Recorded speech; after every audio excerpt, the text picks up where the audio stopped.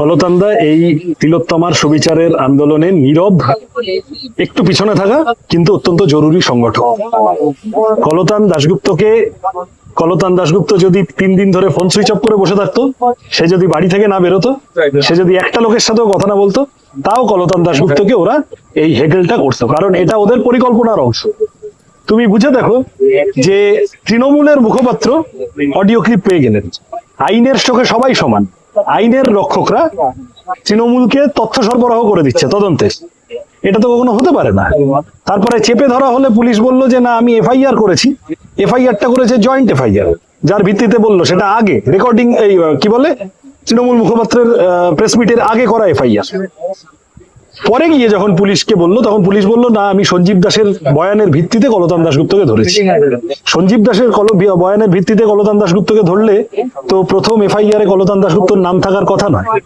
তার মানে কলতান দাশগুপ্তকে কোনোভাবে একটা জড়িয়ে কিছু একটা গুপিবাজি করে ফাঁসাতে হবে, দিস ওয়াজ সিদ্ধান্ত। এবার এটা করার জন্য কি কি করা যায় সেগুলো করেছে। মানুষের সামনে চক্রান্ত পরিষ্কার হয়ে গেছে। আজকে কলতান্দা বেরোবে। প্রথম এখান থেকে তিলোত্তমার জন্য যে মিছিল, সেই মিছিলে কলতান্দা হাঁটবে, আমি বিশ্বাস রাখি। কলতান্দার পরিবার এই মুহূর্তে যে পরিবেশে আছে, কলতান্দার দ্রুত ওর পরিবারের পাশে গিয়ে দাঁড়ানো দরকার। আমরা সবাই আছি। তিলোত্তমা হারবে না।